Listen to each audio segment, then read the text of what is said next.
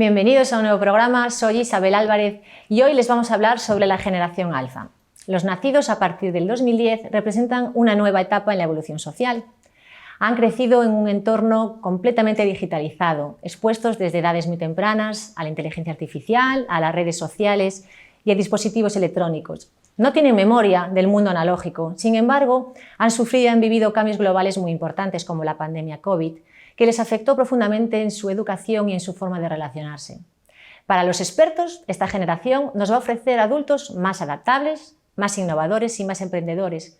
Serán profesionales que se van a dedicar a trabajos que todavía ni existen. Para ellos, la tecnología no es una herramienta más, es una parte natural de su vida diaria. Hoy tenemos con nosotros a dos jóvenes alumnos e estudiantes de filosofía del Instituto Blanco Amor. Ellos son Marcos Araujo y Marcos Aparicio y han venido a hablar con nosotros para mostrarnos desde cómo son esta generación desde su interior, sin que los adultos tengamos que suponer cómo piensan o cómo sienten. Bienvenidos, chicos. Gracias por estar hoy con nosotros. Lanzo la pregunta general, ¿vale? Vivimos en un mundo en donde un algoritmo decide qué música escuchamos, qué vídeo vamos a ver.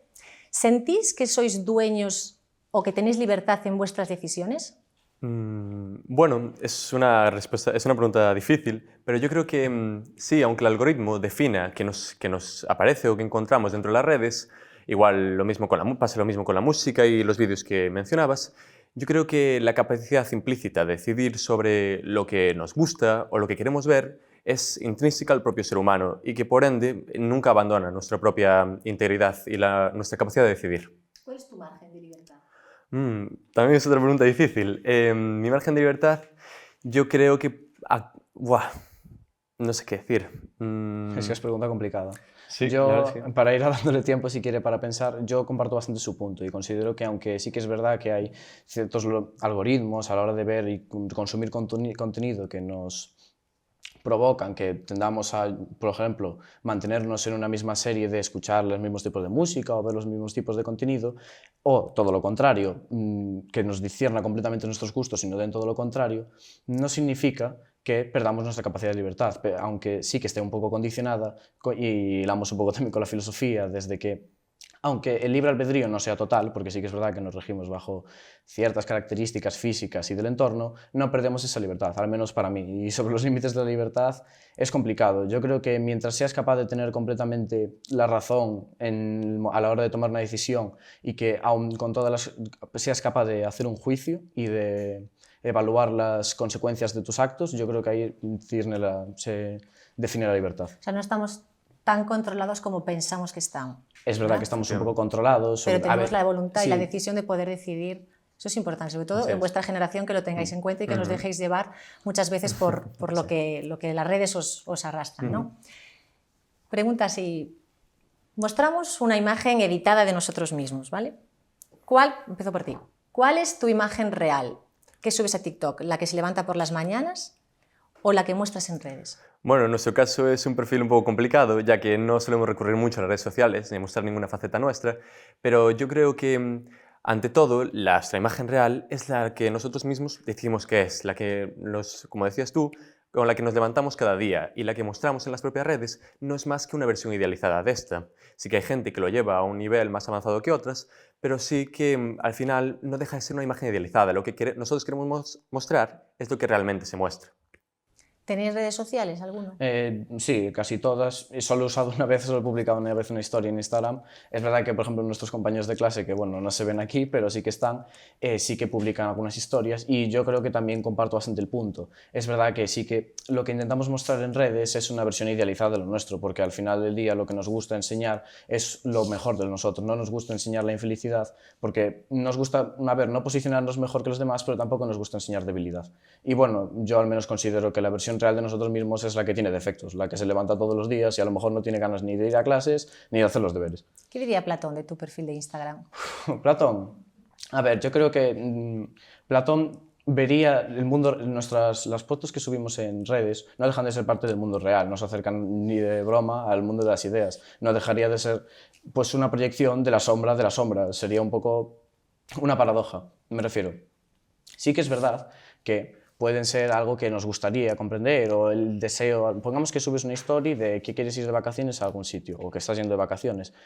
Vale, es el hecho representativo de que has ido de vacaciones, pero no te va a acercar en ningún punto a lo que es en realidad. Tú vas a enseñar lo mejor de todo, no vas a enseñar la realidad, no vas a enseñar lo que realmente es, sino lo que tú quieres que sea. ¿Qué es para vosotros la diferencia entre el mundo real y el mundo ideal? Complicado porque no es algo palpable, pero el mundo de las ideas se supone que es algo perfecto, sin imperfecciones que lo ensucien, ni que haya polución a la hora de que no haya un juicio sobre algo, sino que es absoluto. Sí, como decía, el mundo de las ideas al final, como decía Platón, es el lugar donde las almas pertenecen, donde estarán junto a los dioses y contemplarán las auténticas ideas y la esencia de las propias cosas. El mundo material, para Platón, como decía, era un mundo donde esas ideas han sido colocadas para reencarnar en todo lo que vemos, pero es realmente una imagen falsa de lo que auténticamente es. Esa diferencia podría ser entonces una diferencia conceptual casi, donde nosotros lo que vemos es simplemente la imagen del auténtico concepto. Es por lo menos lo que yo considero la diferencia entre esos dos mundos. Ahora que tenemos la IA tan al día, ¿no? Y al alcance de cualquier persona, ¿cómo diferenciáis que lo que estáis viendo es real y no es un fake? ¿Cómo diferenciáis? Bueno, personalmente aún somos gente que ha crecido sin ver la IA. Somos conscientes de lo que es una imagen sin sufrir un proceso generativo a través de una IA. Por eso, yo creo que a través de nuestra propia intuición y un juicio lógico, ya que conocemos lo que es vivir sin la propia IA, dicho de otra forma, podremos diferenciarlo de una forma, ahora que no está tan avanzada, de una forma bastante fácil. Lo cual, pues bueno, da una visión bastante más optimista. Pero bueno, también podríamos ceñirnos a que en el futuro, si la IA avanza más, podríamos desconfiar más sobre lo que vemos, creando de las redes siendo un escaparate de falsedad, por así decirlo. Sobre todo a futuro y las generaciones que vendrán, a ver, desde un punto de vista de generación alfa, podemos discernir bastante de un vídeo hecho con IA a un vídeo real, e incluso a veces sí que es verdad que hay complicaciones. El problema es que a futuro puede llegar, sobre todo porque esto está en unos pasos de bebé, la tecnología de la IA. Cuando avance más y sean mejores los vídeos y más fáciles de crear, pues nos creará un cinismo de no saber discernir la realidad de lo fake, y ahí entra el verdadero problema. Y sobre todo una generación que no sabrá lo que es la realidad, porque habrá crecido completamente con la IA. Nosotros aún hemos visto un poco su nacimiento, pero es verdad que es difícil no ser un poco pesimista respecto a este aspecto. Seremos bastante cínicos en discernir la realidad de lo falso. Pero bueno, yo por ahora, este es el punto de vista que podemos dar. Ahora mismo, en el 2026, ¿creéis que sigue teniendo valor la verdad? La verdad, honestamente, yo creo que ante todo es muy importante para el ser humano. Creo que la verdad, o la propia creencia en ella, es un promotor para la propia acción humana. Un ideal puede llevarnos a actuar de una forma totalmente fiel a este. Es un auténtico promotor de la acción. Creo que es muy importante, ya que puede constituir incluso, viéndolo de esta forma, la base de nuestro propio modelo social, donde las leyes se pueden guiar respecto a esta, vistas de cierta forma. Y creo que, ante todo, es muy importante en cualquier proceso histórico, en cualquier momento. La verdad es una base inanudible del propio ser humano. Yo también comparto bastante el mismo punto, solo que matizar que es verdad que no todo el mundo busca la verdad. Hay gente que prefiere vivir engañada y herramientas como la IA, en general las nuevas tecnologías, ayudan a escapar de esa verdad e intentar crear semiverdades. Al menos bajo nuestro punto de vista también, que es algo que hablamos antes, desde un punto de vista más dogmático, así lo hilamos con la filosofía, la verdad es algo inalterable y por muchas imitaciones o recreaciones que se les haga, no pierden su valor de verdad y se mantienen, al menos bajo, claro, nuestro punto de vista dogmático. Ahí ya entra cada interpretación de cada uno. Epicuro, a ver si lo digo bien, sí, era representante de la filosofía hedonista, ¿no? Él afirmaba que la felicidad consistía en la ausencia de dolor y en la búsqueda del placer. Ahora, ¿creéis que estamos obsesionados con aparentar tener felicidad plena, ser felices, en lugar de buscar esa felicidad verdadera? ¿Creéis que vivimos así? Empiezo yo. Yo creo que esto hila bastante con lo que hablamos antes en redes sociales. Es verdad que el pensamiento hedonista está muy bien, es intentar valorar el placer por encima de lo demás, pero un hedonismo real y práctico no es aquel que intenta evitar el dolor, enseñando solo la felicidad de las redes y diciendo que si te sientes mal es tu culpa y que te tienes que sentir feliz en todo momento, sino uno en el que, pese a todas las circunstancias y todas las desgracias que te puedan pasar, te mantengas feliz. Yo creo que intentar escapar de la felicidad y generar sobre todo un estándar en redes, que para nuestras nuevas generaciones es muy complicado, complicado. En la adolescencia es un momento de la vida en el que pones en duda muchas cosas que te pasan. Tu felicidad, tus hobbies, tus gustos, lo que no te gusta.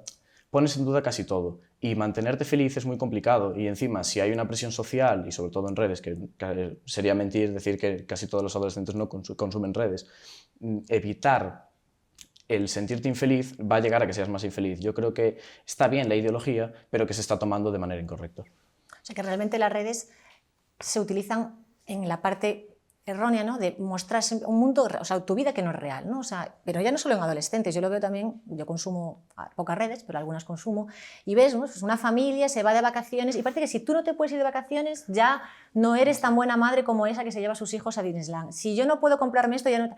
¿Qué consecuencias puede traer esa ausencia? O sea, que nos estemos comparando constantemente mi vida con la que yo veo en las redes. ¿Qué consecuencias? Pues yo creo que la principal consecuencia que puede generar esta situación es que generalicemos un estándar social que es bastante equivocado. Como decías antes, esa sensación de que podemos considerarnos, en ese caso, una mala madre por no llevar a nuestros hijos a Disneyland, yo creo que, por lo menos en mi opinión, es un estándar bastante equivocado. Una cosa no tiene por qué ser la otra. Por no llevar a tus hijos a Disneyland no significa que seas una mala madre. Yo creo que, sí, como decía antes, crea un estándar social que no es el adecuado, un estándar social falso que puede perjudicar bastante la propia identidad de las personas, donde creemos una sociedad en la que predomine y dejemos atrás el resto de la faceta, una faceta real. Sobre todo porque yo creo que esto nace sobre todo de intentar generar un modelo de felicidad base que todo el mundo pueda aplicar. No considero que todo el mundo sea feliz de la misma forma. Es verdad que cosas como comer un plato rico o hacer un hobby, pues obviamente te va a dar un tono de felicidad. Es algo que está comprobado, en casi todos los casos, pues obviamente da felicidad. Pero no es la misma felicidad la que puede tener tu vecino, que a lo mejor le gusta jugar al golf por las tardes, a lo mejor un niño en Asia, que será completamente diferente, o pongamos tú mismo. Por poner un ejemplo, no hay que generalizar la felicidad y sentirte infeliz no es tu culpa. Tienes que intentar encontrar tu forma, no pretender que seas feliz todo el rato porque, como dijimos antes, es un modelo equivocado. Ni compararte con lo que... La comparación, al menos bajo mi juicio, no lleva a nada. Mucha gente dice que estudiar filosofía, hoy por hoy, que es una pérdida de tiempo. ¿Qué le diríais a los jóvenes que os puedan estar viendo, que estudiar Aristóteles os puede ayudar a encontrar un trabajo en un futuro? Bueno, pues es una idea que predomina bastante en las mentes jóvenes y podemos decir, y bueno, es perfectamente entendible desde el punto de vista del mundo en el que vivimos, un mundo donde el pragmatismo, sobre todo las materias que aprendemos en las instituciones educativas básicas, como el colegio o el instituto, buscamos ese pragmatismo, ¿no? Esa utilidad en todo lo que aprendemos. Sí que es verdad que las otras asignaturas, como las ciencias, son muy útiles a la hora de encontrar un trabajo, y la filosofía siempre queda como aparte, ¿no? Queda como estigmatizada. Sí que es verdad que, desde un punto de vista pragmático, la filosofía no es útil para este mundo, pero sí que es extremadamente valiosa. Nos enseña un modo de vida y puede ayudarnos a cuestionarnos el mundo que nos rodea y a llevar una vida un poco más, no más digna, pero sí más, ¿cómo decirlo?, más... Es que es complicado de definir, porque Sí, efectivamente. no es que le dé más valor, porque no nos gusta tampoco posicionarse por encima de nadie por haber pensado más o haber leído más filósofos. Te puede dar más matices de vida, puedes llegar a entender más profundidad en algunas cosas y sobre todo porque la filosofía todas las ciencias convergen de la filosofía o de alguna forma beben un poco de ella. Y es verdad que mirarlo desde un punto solo de trabajo me parece que es minimizar la filosofía y encasillarla en, bueno, si no es útil para conseguir trabajo, no es valiosa. No podemos, yo al menos bajo mi juicio, valorar algo si es útil para el trabajo o no es desprestigiar completamente muchísimas cosas, no solo la filosofía, sería encasillar muchos conceptos. ¿Qué habéis enseñado a vuestros padres de esta generación, de vuestra generación, que ellos no conocían? Un montón de cosas, la verdad. Principalmente, bueno, yo tengo la suerte de tener unos padres estupendos que me enseñan un montón de cosas y he aprendido muchos de ellos, pero lo principal que puedo aportar a mis padres, yo creo que es una visión del mundo actual. Mis padres, por supuesto, son parte de la sociedad y contemplan los problemas y las soluciones que se dan en nuestro mundo. Pero sí que es verdad que al tener hijos, aparte de ser una parte fundamental de la vida, sí que también es un mecanismo para conocer el mundo desde otra perspectiva. Personalmente es lo que yo pienso. Aparte de que, bueno, al final los hijos siempre aprenden cosas que los padres nunca han aprendido. Yo ahí comparto bastante el punto. A ver, mi posición es diferente porque yo tengo un hermano mayor y es verdad que, por ejemplo, para ayudar a entender unas cosas queda más lejano, o sea, queda menos lejano a nuestros padres, bueno, a mis padres en este caso, porque bueno, es un trámite, no es tanta diferencia de edad y sobre todo porque mi hermano ha vivido más cosas. Así que bueno, desde un punto de vista tecnológico, para mi madre obviamente va a ser mucho más fácil adaptarse si yo le doy una ayuda o mi hermano. Y no solo tecnología, también otras cosas como interpretaciones de la vida o libros incluso, me refiero. No solo hay que encasillar las nuevas generaciones en solo IA o tecnología o problemas morales. También hay muchas más cosas, matices que a lo mejor en otras épocas no se podían ver o que simplemente se obviaban. A los 16, 17 años, más o menos que tenéis, se supone que ya tenéis que, o sea, que pensar en vuestro futuro, ¿no? El año que viene, segundo de bachiller, la EBAU, tenéis que tomar una decisión, ¿no? de cómo va a ser vuestro futuro. ¿Qué os da más miedo y qué esperanza tenéis del futuro, del mundo que os espera? Bueno, en mi caso, lo que me da más miedo es, bueno, aparte de los temores que podemos tener más generales respecto a la sociedad o a la política, pues personalmente vemos que en el sistema en el que estamos, gracias a Dios, no tanto en el territorio en el que estamos, Galicia ni en España, pero sí que es verdad que en otras zonas se ve un creciente individualismo, lo cual no encaja para nada con mis valores y creo que es una auténtica pena, la verdad. Y respecto a lo que me da esperanza, yo creo que a la vez que existe este individualismo en el propio ser humano, también el ser humano tiene muchísimas facultades buenas que nos pueden ayudar a superarlo. Por eso creo que el propio ser humano es mi esperanza. Yo creo que ahí el problema de individualismo habría que matizar. Es verdad, bajo mi juicio, un individualismo correcto y bien dirigido está bien.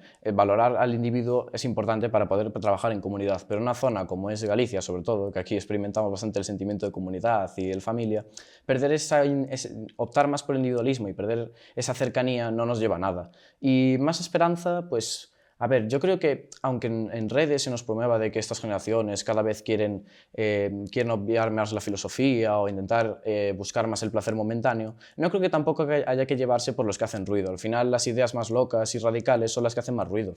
Yo no dejo de creer en que se siga cultivando la filosofía y de hecho animo a cualquier persona que le gusten ese tipo de temas a seguir adelante y seguir estudiando. Es verdad que a lo mejor no hay tanta gente como la gente que pues, prefiere el placer momentáneo y no es algo malo, es natural, pero también yo prefiero motivar a la gente a que pues, decida su propio destino. ¿Ya habéis decidido vuestro propio destino? Sí. Sí, yo al menos es psicología, yo psiquiatría es una de las carreras que quiero realizar y seguir con mis hobbies. Bueno, yo quiero estudiar medicina, no sé en qué rama meterme, pero sí, la verdad es que sí. Y nada, cultivar un poco más, me gusta mucho aprender, cultivar más mis conocimientos y pues nada, vivir una vida plena, la verdad. Yo no sé vosotros, pero yo cuando tenía vuestra edad, yo no supe lo que quería hacer hasta el día que me dieron las notas de la selectividad. Pero sí que tenía muchísimos, no eran miedos, eran dudas, ¿no? Incertidumbre de qué me esperaba afuera, yo no sabía cómo era el mundo laboral, qué me iba a encontrar en la universidad. ¿Pensáis en eso o os vais a dejar guiar por el día a día? Yo creo que sería mentir decir que no tenemos preocupaciones. Incluso nosotros, que a ver, es un ejemplo, nosotros a lo mejor no somos el mejor ejemplo porque ni usamos redes prácticamente, ni tenemos tanta duda a la hora de decidir nuestra carrera. Pero incluso yo, que tengo una meta clara, mentiría si digo que no he dudado muchas veces o que a lo mejor quiero optar por una carrera de artes o no necesariamente artes, cualquier tipo de carrera. Me gusta dudar de las cosas que estoy haciendo, pero también yo creo que refuerza un poco. Si no lo pones en duda en ningún momento, pues cuando llegue el momento a lo mejor te das cuenta de que no es lo que querías. Y también un consejo para las otras personas que a lo mejor no lo tienen tan claro, es normal tener dudas, me refiero. Que tenemos 16, 17 años, es una época de cambios e intentar encasillarte en, vale, quiero decidir esto es muy complicado. Habrá gente que tenga una meta muy clara o que sabe lo que le gusta con pasión total, o a lo mejor hay muchas cosas que le gustan y no sabe decidir. Yo creo que eso a la larga lo decides y tampoco no significa que tengas que tener una regla en la que instantáneamente al llegar a los 17 tienes que saber lo que te gusta, a los 18 ya sabes cómo tiene que ser el trabajo. No, porque también es verdad que el sistema educativo no ayuda mucho a saber las prácticas de la carrera que quieres dedicarte, o no necesariamente carrera. Como si quieres decidirte por un trabajo más manual, es igual de válido. O sea que nos podemos permitir un margen de error. Sí, por supuesto. Yo creo que al final el margen de error, por mucho que tú tengas previsto lo que quieras estudiar o lo que quieras hacer, siempre existe, siempre hay alternativas. Al final la duda es intrínseca a nosotros. Dudar es parte fundamental de nuestra vida y nunca tenemos claro un objetivo ni cómo llegar a él. Por eso creo que formándonos, viviendo experiencias, cumpliendo nuestros objetivos y nuestras metas, nos acabamos formando de una forma u otra y después descubres a qué quieres optar. Si el mundo fuera un videojuego y con un solo clic pudieseis borrar o eliminar un problema, ¿cuál sería? Es muy buena pregunta, pero es muy complicada, porque seguramente aunque diga algo aquí ahora, haga un veredicto, a lo mejor al llegar a casa me arrepiente y digo, hubiera decidido esto. A ver, hay cosas como, yo qué sé, la paz mundial o acabar con el hambre, que yo creo que serían, pues si tuviéramos que hacer una tabla popular, pues yo creo que serían las opciones que más se decantarían. Pero es complicado, la verdad. Tiraría ahora mismo públicamente por una opción como la paz mundial o intentar, sí, acabar con el hambre, pero a lo mejor tiraría por algo más individual o un poco más apoyar, no solo irme a tantos rasgos generales que sean solucionables, sino cosas que sean más complicadas de entender o que no sean tan palpables. En mi caso, yo creo que me iría un poco más a lo concreto y yo sí que creo que eliminaría todos los tipos de supremacía. Creo que sí que es verdad creerse que la creencia de que somos superiores en ciertos aspectos, ya tanto a nivel individual o en otros términos, sí que es verdad que a veces, sobre todo a nivel individual, es frecuente y pues puede no estar mal o estar bien directamente. Pero yo creo que vivimos en un mundo donde la supremacía predomina demasiado, donde corrientes como el Destino Manifiesto o Destino Manifiesto, las creencias de etnias superiores, han provocado múltiples errores a lo largo de la historia y personalmente no encajo con mis valores, yo no estoy nada de acuerdo con ellas. Por eso creo que la supremacía es un problema global muy importante. Y la polarización en general. Sí, efectivamente. Bueno, chicos, pues se nos está acabando el tiempo, pero os voy a dar la oportunidad de que me hagáis una pregunta para despedirnos. Bueno, pues viendo ahora todas las preguntas que nos has lanzado sobre nuestra generación, nos gustaría preguntarte pues ¿cómo has reaccionado a nuestra entrevista? ¿Cuáles eran tus expectativas y cuál es la realidad después de esta propia entrevista? A ver, me habéis sorprendido. Es verdad que yo tenía unas expectativas muy buenas sobre vosotros, porque sé que si estáis aquí es porque por lo menos os tomáis el tiempo de pensar y de razonar estas cuestiones y estos temas, ¿no?, de los que hemos hablado. Me habéis asombrado muchísimo para bien y lo que más me lleva a nivel personal, ya no solo a nivel de entrevista, es esperanza, porque yo tengo niños pequeños, entonces os veo a vosotros, a esta generación alfa, y la verdad que me hace ver un mundo más bonito de lo que quizás yo me imaginaba, ¿no? Por precisamente lo que hablamos antes, el miedo de las nuevas tecnologías, la inteligencia artificial, ¿no? A veces preguntas, ¿qué será de mis hijos? ¿Qué mundo se van a encontrar? ¿Cómo serán? Un poquito de miedo, pero os veo a vosotros, entonces pues me habéis sembrado una semilla de amor y de esperanza y que sois jóvenes, que no tengáis miedo a tomar decisiones y que estáis súper preparados para ello, así que yo os agradezco que hoy os hayan traído aquí porque me habéis borrado quizás un juicio que yo tenía, ¿no?, sobre esta generación. Quiero daros las gracias a vosotros, al Instituto Blanco Amor, a vuestra profesora María Asunción de la Fuente por traeros, es un placer y antes de despedirme, mandadles un mensaje a los de vuestra generación que os estén viendo. Es difícil. Pues, a ver, yo creo que no os dejéis polarizar, tened vuestro propio juicio y por muchas expectativas negativas que puedan tener de vosotros, siempre habrá gente que os critiquen, siempre habrá gente que dude de lo que hagáis, pero si sois fieles a vosotros mismos, no tenéis dudas de lo que hacéis y os dais tiempo a vosotros mismos, no tengáis prisa, la vida es verdad que no hay una garantía de vivir el día siguiente, pero hay que intentar ser también un poco positivos y pensar que, aunque un día estéis mal, no significa que toda vuestra vida tenga que ir mal. Y sobre todo también hilamos un poco con lo de la asertividad, que seguro que les quedará más cercanos. No tengáis miedo por decir lo que os gusta. Tenéis el tiempo del mundo y por equivocarse una vez, por tropezarse una piedra en el camino y caerse, os podéis levantar y seguir. Vuestros padres seguramente estén ahí para vosotros, y si no son vuestros padres, son vuestros amigos o quien sea. Y si no, vosotros mismos. Así es, exactamente. Al final, nuestra generación sí que es verdad que está viviendo un cambio muy grande y es fácil achantarse o sufrir más las consecuencias de lo que estos procesos provocan en nosotros. Yo creo que al final cada quien es como quien y tiene que aceptarse tal y como no es. No hay que dejar que la sociedad influya en nosotros. Sí que es verdad que en cierta manera siempre lo hace, es normal, somos seres sociales.